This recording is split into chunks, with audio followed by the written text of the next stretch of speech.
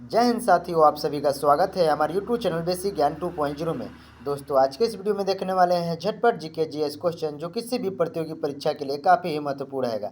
तो आप लोग इस वीडियो को शुरू से लेकर अंत तक देखें और आपके 30 प्रश्नों में से कितना स्कोर रहता है कमेंट बॉक्स में जरूर साझा करें। चलिए आज का वीडियो शुरू करते हैं। वीडियो पसंद आए तो लाइक और शेयर कर देना। आज का हमारा पहला प्रश्न है, रक्त जमने के लिए सहायक विटामिन कौन सी है? तो दोस्तों, इस क्वेश्चन का हमारा बिल्कुल सही जवाब सी हो जाएगा। विटामिन जो के होती है रक्त जमने में सहायक करती है। कभी कभी इसी क्वेश्चन को घुमाकर पूछ लिया जाता है, किस विटामिन के कमी के कारण रक्त नहीं जमता है, तो हमारा आंसर के ही होगा। आप लोग याद करेंगे। आप सभी लोगों से यहाँ पे प्रश्न होगा, किस विटामिन के कमी के कारण नपुंसकता रोग हो जाता है, यानी जनन क्षमता में कमी हो जाती है, किस विटामिन के कमी के कारण? आप सभी लोग कमेंट बॉक्स में जरूर बताएं। अगला क्वेश्चन देखते हैं 2 नंबर। प्राकृतिक में स्वतंत्र रूप से पाई जाने वाली धातु कौन सी है? तो साथियों, इस क्वेश्चन का हमारा बिल्कुल राइट आंसर बी हो जाएगा। सोना जो होती है प्राकृतिक में स्वतंत्र रूप से पाई जाती है। सोना, चांदी, ये सब जो धातुएं हैं ये प्राकृतिक में स्वतंत्र रूप से पाई जाती हैं। क्यों पाई जाती हैं? क्योंकि ये बहुत कम मात्रा में दूसरे धातुओं के साथ रिएक्शन करती हैं। ठीक है, तो आप लोग याद करेंगे। इस क्वेश्चन का हमारा बिल्कुल सही जवाब भी हो जाएगा।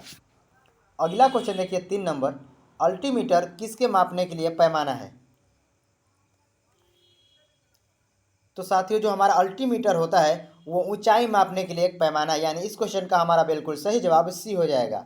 ठीक है, आप लोग याद करेंगे। आप सभी लोगों से यहाँ पर प्रश्न होगा, हवा की गति मापने के लिए कौन सा यंत्र का प्रयोग किया जाता है? अगर आपको हवा का गति मापना है तो किस यंत्र से आप माप सकते हैं? अगला क्वेश्चन देखते हैं 4 नंबर। ऐसे पादप जो अपना भोजन स्वयं बनाते हैं। तो दोस्तों, इस क्वेश्चन का हमारा राइट आंसर हो जाएगा सी, यानी स्वपोषी। इस क्वेश्चन का हमारा बिल्कुल सही जवाब सी हो जाएगा। आप लोग याद करेंगे। ऐसे पौधे आपसे पूछा गया है, ऐसे पौधे जो अपना भोजन स्वयं बना लेते हैं उसे हम लोग स्वपोषी कहते हैं। आप सभी लोगों को पता होगा, पौधे अपना भोजन प्रकाश संश्लेषण के द्वारा बनाते हैं। आप कमेंट बॉक्स में जरूर बताएं, प्रकाश संश्लेषण के लिए किन किन चीज़ों की आवश्यकता होती है? आप कमेंट बॉक्स में जरूर साझा करें। अगला क्वेश्चन देखिए 5 नंबर। सानिया मिर्जा किस खेल से संबंधित हैं?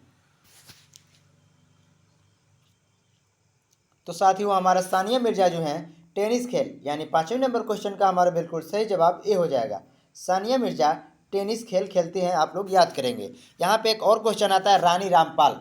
ठीक है, रानी रामपाल जो है फेमस महिला हैं, तो आप लोग याद करेंगे रानी रामपाल क्या खेलती हैं? हॉकी। ठीक है, हॉकी आप लोग याद करेंगे। अगला क्वेश्चन देखते हैं 6 नंबर। भारत का नेपोलियन किसे कहा जाता है?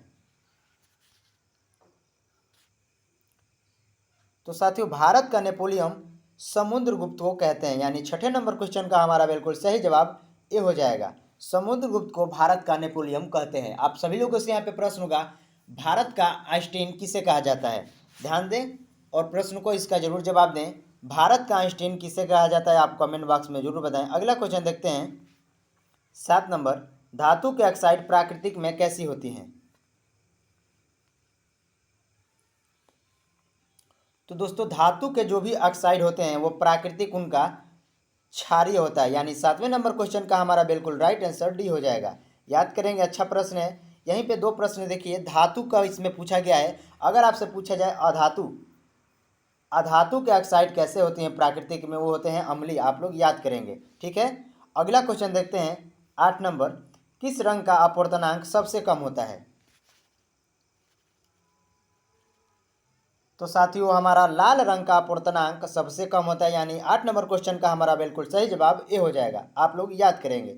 देखिए, जिस रंग का तरंग दैर्घ्य ज़्यादा होगा उसका अपवर्तनांक बिल्कुल कम होता है, और जिस रंग का अपवर्तनांक ज़्यादा होता है उसका तरंग दैर्घ्य कम होता है। यानी इस क्वेश्चन से हमको इतनी जानकारी मिलेगी कि लाल रंग का जो होता है तरंग दैर्घ्य सबसे अधिक होता है, तभी तो इसका हमारा अपवर्तनांक सबसे कम है। और किस रंग का अपवर्तनांक सबसे ज़्यादा होता है तो हम लोग बताएंगे बैगनी। ठीक है, आप लोग याद करेंगे। अगला क्वेश्चन देखते हैं 9 नंबर। सौरमंडल का सबसे चमकीला ग्रह कौन सा है? तो दोस्तों, सौरमंडल का सबसे चमकीला ग्रह शुक्र, यानी 9 नंबर क्वेश्चन का हमारा बिल्कुल सही जवाब बी हो जाएगा। आप लोग याद करेंगे। देखिए सौरमंडल में कुल 8 ग्रह पाए जाते हैं और इनमें से सबसे बड़ा जो ग्रह है बृहस्पति है और सबसे छोटा ग्रह जो है वो हमारा बुध है। अगला क्वेश्चन देखते हैं 10 नंबर, 7 टापुओं का नगर किसे कहा जाता है? तो दोस्तों 7 टापुओं का नगर मुंबई शहर को कहते हैं, यानी 10 नंबर क्वेश्चन का हमारा बिल्कुल सही जवाब सी हो जाएगा। आप लोग याद करेंगे, अच्छा प्रश्न है। अगला क्वेश्चन देखते हैं 11 नंबर, निम्न में कौन सी मिश्र धातु नहीं है?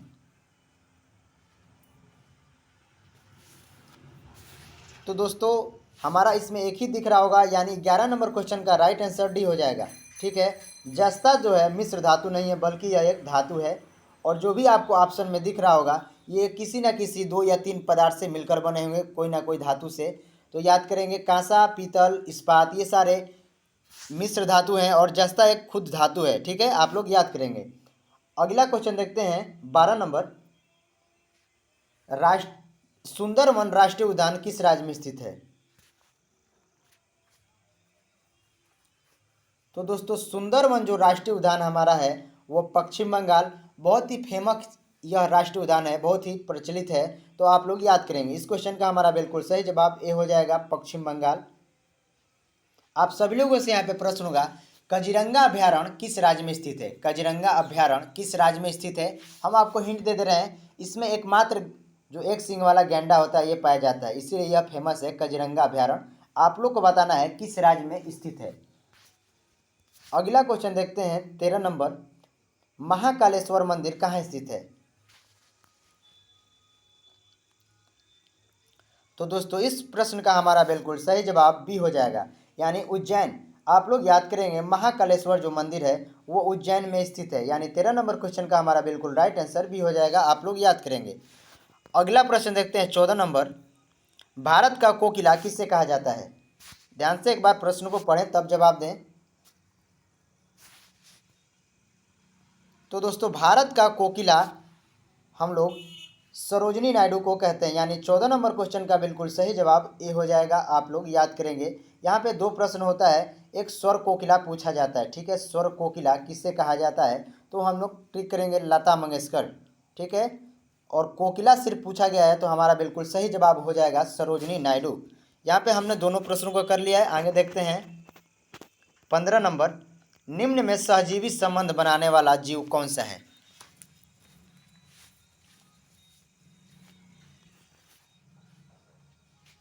तो दोस्तों निम्न में जो आपको दिख रहा होगा इसमें एकमात्र लाइकेन, यानी 15 नंबर क्वेश्चन का हमारा बिल्कुल सही जवाब सी हो जाएगा। लाइकेन जो है वो सहजीवी संबंध बनाता है। जैसे में कवक और शैवाल से लाइकेन, कवक और शैवाल दोनों ही, देखिए शैवाल में क्लोरोफिल पाया जाता है और कवक में क्लोरोफिल नहीं पाया जाता है, तो दोनों ही मिलकर अपना भोजन बनाते हैं और लाइकेन उसको फायदा होता है। ठीक है, आप लोग याद करेंगे। इस प्रश्न का हमारा बिल्कुल सही जवाब सी हो जाएगा। अगला क्वेश्चन देखते हैं 16 नंबर, कौन सा देश भारत के साथ सीमा साझा नहीं करता है?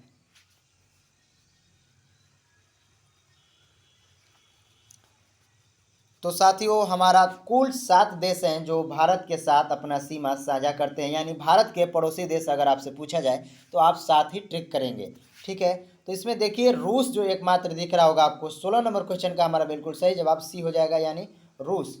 रूस जो है भारत का एक पड़ोसी देश नहीं है। जब पड़ोसी देश नहीं है तो वो सीमा भी अपना साझा नहीं करेगा। ठीक है, जैसे में पाकिस्तान, चीन, भूटान, नेपाल, ये सब बांग्लादेश, ये हमारे पड़ोसी देश हैं और भारत के साथ अपना सीमा साझा भी करते हैं। अगला क्वेश्चन देखते हैं 17 नंबर, मन की बात कार्यक्रम की शुरुआत किस वर्ष हुई थी? यह एक कार्यक्रम है, बहुत फेमस कार्यक्रम है, ये मोदी जी के द्वारा चालू किया गया था। तो आप लोग को बताना है मन की बात कार्यक्रम की शुरुआत किस वर्ष से हुई थी। तो साथियों इस प्रश्न का हमारा बिल्कुल सही जवाब भी हो जाएगा, जब हमारा बीजेपी आया था, यानी भारतीय जनता पार्टी की सरकार बनी थी, उसी समय से मन की बात कार्यक्रम की शुरुआत की गई थी, यानी 17 नंबर क्वेश्चन का बिल्कुल राइट आंसर भी हो जाएगा। आप सभी लोगों से यहाँ पे प्रश्न होगा, ध्यान से प्रश्न को सुने। एक मोदी जी के द्वारा और ही एक कार्यक्रम चालू की गई फेमस है जो शिक्षा के क्षेत्र में, परीक्षा पे चर्चा। ये भी एक कार्यक्रम है जो हर साल आयोजित होता है। तो बताएं परीक्षा पे चर्चा जो है वो किस वर्ष से आयोजित की जा रही है? कमेंट बॉक्स में जरूर सर्च करके बताएं। 18 नंबर क्वेश्चन देखिए, भारत का सबसे अमीर मुख्यमंत्री कौन है? तो दोस्तों भारत के सबसे अमीर मुख्यमंत्री जगन मोहन रेड्डी, यानी 18 नंबर क्वेश्चन का बिल्कुल राइट आंसर ए हो जाएगा। देखिए जगन मोहन जो रेड्डी हैं आंध्र प्रदेश के सीएम है, ठीक है, आंध्र प्रदेश के यह मुख्यमंत्री है, आप लोग याद करेंगे। यह हमारे पहले नंबर के हैं जो सबसे अमीर मुख्यमंत्री है। दूसरे नंबर पे ममता बनर्जी जो पश्चिम बंगाल, ठीक है, वेस्ट बंगाल की मुख्यमंत्री है, आप लोग याद करेंगे। आदित्यनाथ योगी जो हैं ये यूपी के हैं, और शिवराज सिंह चौहान ये मध्य प्रदेश के हैं, आप लोग याद कर सकते हैं। अगला क्वेश्चन है हमारा 19 नंबर, भारतीय रेल कुल कितने देश में चलती है? तो दोस्तों भारतीय रेल जो है वो कुल 3 देश में चलती है, यानी इस क्वेश्चन का हमारा बिल्कुल सही जवाब सी हो जाएगा, आप लोग याद करेंगे। कौन कौन सी, तो आप लोग बता सकते हैं, पाकिस्तान, नेपाल और खुद हमारा एक भारत है, आप लोग याद करेंगे। अगला क्वेश्चन देखिए 20 नंबर, संसदीय शासन प्रणाली सर्वप्रथम किस देश में विकसित हुई थी?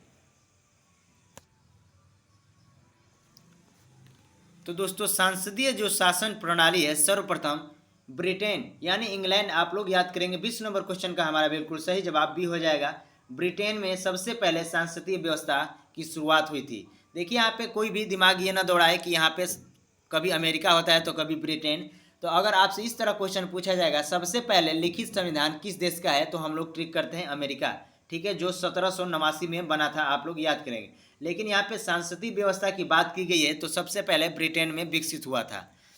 अगला क्वेश्चन देखते हैं 21 नंबर, मृतकों का टीला किस शहर को कहा जाता था? तो दोस्तों मृतकों का जो टीला वो मोहनजोदड़ो को कहा जाता था, ठीक है, आप लोग याद करेंगे इस प्रश्न को। 21 नंबर क्वेश्चन का हमारा बिल्कुल सही जवाब सी हो जाएगा। देखिए अच्छा प्रश्न है, मृतकों का टीला किसे कहा जाता है? तो मोहनजोदड़ो को कहा जाता है। ये हड़प्पा सभ्यता की सबसे बड़ा शहर है, आप लोग याद करेंगे। अगला क्वेश्चन देखते हैं 22 नंबर, फॉरवर्ड ब्लॉक की स्थापना किसने की थी? तो दोस्तों फॉरवर्ड ब्लॉक की स्थापना सुभाष चंद्र बोस, यानी 22 नंबर क्वेश्चन का हमारा बिल्कुल सही जवाब भी हो जाएगा, आप लोग याद करेंगे। अच्छा प्रश्न है, कब हुआ है? तो 1939, ठीक है, 1939 में फॉरवर्ड ब्लॉक की स्थापना सुभाष चंद्र बोस ने शुरुआत की थी, यह स्थापना किया है। अगला क्वेश्चन देखते हैं 23 नंबर, नालंदा विश्वविद्यालय की स्थापना किसने की है? बहुत ही फेमस क्वेश्चन है, ध्यान से प्रश्न को पढ़ें तब जवाब दें। तो दोस्तों नालंदा विश्वविद्यालय की स्थापना कुमारगुप्त, यानी गुप्त वंश का एक शासक था कुमारगुप्त, आप लोग याद करेंगे। कोई भी भूल कर धर्मपाल को मत टिक करें। देखिए इसका हमारा बिल्कुल सही जवाब भी हो जाएगा कुमारगुप्त। अगर इस तरह क्वेश्चन आपसे पूछा जाएगा विक्रमशिला, ठीक है, विक्रमशिला विश्वविद्यालय की स्थापना किसने किया है, तब तो हमारा धर्मपाल बिल्कुल करेक्ट हो जाएगा। आप लोग यहाँ पे दोनों ही प्रश्न को याद करेंगे। विक्रमशिला विश्वविद्यालय की स्थापना धर्मपाल ने और नालंदा विश्वविद्यालय की स्थापना कुमारगुप्त, आप लोग याद कर सकते हैं। अगला प्रश्न है हमारा 24 नंबर, प्रायद्वीप भारत की सबसे बड़ी नदी कौन सी है? तो दोस्तों प्रायद्वीप भारत यानी दक्षिण भारत की सबसे लंबी नदी है जो वो हमारा गोदावरी, यानी 24 नंबर क्वेश्चन का हमारा बिल्कुल सही जवाब सी हो जाएगा, आप लोग याद करेंगे।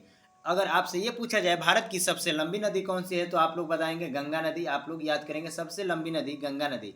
लेकिन अगर दक्षिण भारत की सबसे लंबी नदी या प्रायद्वीप भारत की सबसे बड़ी नदी पूछा जाए तो गोदावरी हमारा बिल्कुल सही जवाब हो जाएगा। 25 नंबर क्वेश्चन है, श्वेत महाद्वीप किस महाद्वीप को कहते हैं? सिंपल सा प्रश्न है, श्वेत महाद्वीप के नाम से किस महाद्वीप को जाना जाता है, आप लोग को बताना है। तो दोस्तों इस प्रश्न का हमारा बिल्कुल सही जवाब सी हो जाएगा, यानी अंटार्कटिका को हम लोग श्वेत महाद्वीप कहते हैं क्योंकि इसका 99% भाग बर्फ से ही ढका रहता है। तो आप जरूर समझ सकते होंगे बर्फ कैसा दिखता है, श्वेत ही हमारा सफ़ेद ही दिखता है।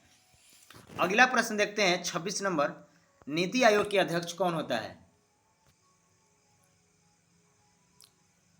तो साथियों नीति आयोग के जो अध्यक्ष होते हैं वो हमारे भारत के प्रधानमंत्री होते हैं, आप लोग याद करेंगे। अच्छा प्रश्न होगा ये। 26 नंबर क्वेश्चन का बिल्कुल सही जवाब भी हो जाएगा। इसकी स्थापना कब हुई है? तो 1 जनवरी 2015, आप लोग याद करेंगे, 1 जनवरी 2015 में इसकी स्थापना हुई है, आप लोग याद करेंगे। अगला क्वेश्चन देखिए 27 नंबर, निमोनिया रोग से कौन सा अंग प्रभावित होता है?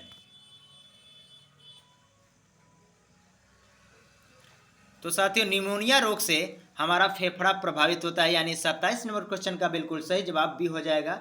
अच्छा प्रश्न है, आप सब लोग याद करेंगे। निमोनिया रोग, ज़्यादातर यह रोग बच्चों में होता है, आप लोग याद करेंगे। छोटे बच्चों में सबसे ज़्यादा निमोनिया की शिकायत होती है, तो वो हमारा फेफड़ा को प्रभावित करता है। अगला क्वेश्चन देखिए 28 नंबर, भारत की सबसे बड़ी सिंचाई नहर का क्या नाम है?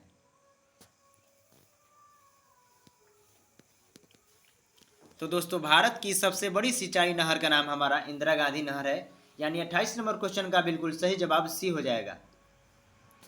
अगला क्वेश्चन देखते हैं हमारा 29 नंबर, वर्ष 2024 में भारत कौन सा गणतंत्र दिवस मनाएगा? जो अभी आपका वर्ष आने वाला है 2024, तो उसमें भारत अपना गणतंत्र दिवस कब मनाएगा? कौन सा गणतंत्र दिवस मनाएगा आप लोग को बताना है। आप सभी लोगों को पता होगा 26 जनवरी 1950, 26 जनवरी 1950 को हमारा देश का संविधान बना था, तो इसीलिए हम लोग गणतंत्र मनाते हैं, यानी हमारा उस दिन संविधान बन गया था, तो गणतंत्र दिवस के रूप में मनाते हैं। तो देखिए हमारा 75वां गणतंत्र दिवस मनाया जाएगा, यानी इस क्वेश्चन का हमारा बिल्कुल सही जवाब बी हो जाएगा। अगला क्वेश्चन देखते हैं 30 नंबर, जाति जनगणना करने वाला पहला राज्य कौन सा है? तो दोस्तों भारत का एकमात्र जो बिहार राज्य है वो जाति जनगणना करने वाला पहला राज्य बन गया है, आप लोग याद करेंगे। यानी 30 नंबर क्वेश्चन का बिल्कुल सही जवाब सी हो जाएगा। एकमात्र भारत का एक राज्य है बिहार जो जाति जनगणना किया है, ठीक है, आप लोग याद करेंगे।